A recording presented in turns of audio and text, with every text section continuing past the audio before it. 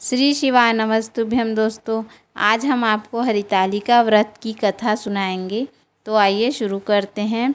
भगवान शिव ने पार्वती जी को उनके पूर्व जन्म के बारे में याद दिलाने के लिए यह कथा सुनाई थी। हरियाली तीज व्रत कथा इस प्रकार है। शिव जी कहते हैं, हे पार्वती, बहुत समय पहले तुमने हिमालय पर मुझे वर के रूप में पाने के लिए घोर तप किया था। इस दौरान तुमने अन्न जल त्याग कर सूखे पत्ते चबाकर दिन व्यतीत किए थे। किसी भी मौसम की परवाह किए बिना तुमने निरंतर तप किया। तुम्हारी इस स्थिति को देखकर तुम्हारे पिता बहुत दुखी थे। ऐसी स्थिति में नारद जी तुम्हारे घर पधारे। जब तुम्हारे पिता ने नारद जी से उनके आगमन का कारण पूछा तो नारद जी बोले, हे गिरिराज, मैं भगवान विष्णु के भेजने पर यहाँ आया हूँ। आपकी कन्या की घोर तपस्या से प्रसन्न होकर वह उनसे विवाह करना चाहते हैं। इस बारे में मैं आपकी राय जानना चाहता हूँ। नारद जी की बात सुनकर पर्वतराज अति प्रसन्नता के साथ बोले, हे नारद जी, यदि स्वयं भगवान विष्णु मेरी कन्या से विवाह करना चाहते हैं तो इससे बड़ी कोई बात नहीं हो सकती। मैं इस विवाह के लिए तैयार हूँ। फिर शिव जी पार्वती जी से कहते हैं, तुम्हारे पिता की स्वीकृति पाकर नारद जी विष्णु जी के पास गए और यह शुभ समाचार सुनाया। लेकिन जब तुम्हें इस विवाह के बारे में पता चला तो तुम्हें बहुत दुख हुआ। तुम मुझे यानी कैलाशपति शिव को मन से अपना पति मान चुकी थी। तुमने अपने व्याकुल मन की बात अपनी सहेली को बताई।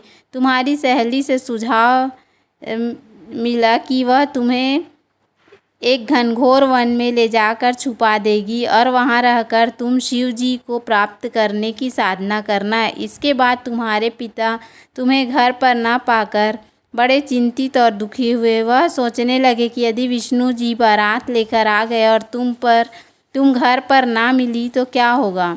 उन्होंने तुम्हारी खोज में धरती पाताल एक करवा दिए, लेकिन तुम ना मिली। तुम वन में एक गुफा के भीतर मेरी आराधना में लीन थी।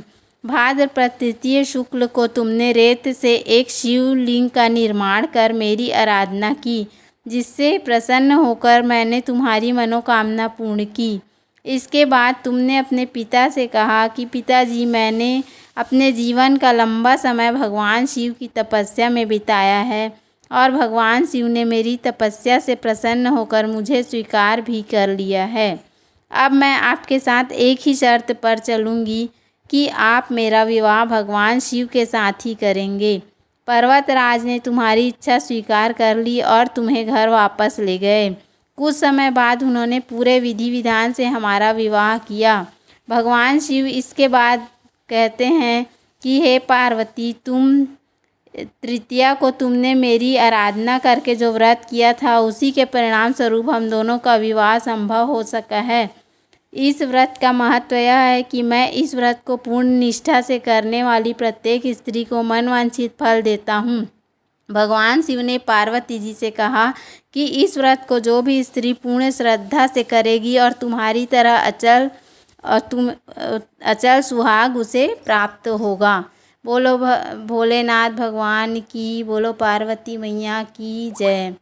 यदि हमारा वीडियो आपको पसंद आया हो तो वीडियो को लाइक करें, चैनल को सब्सक्राइब करें। धन्यवाद। राधे राधे।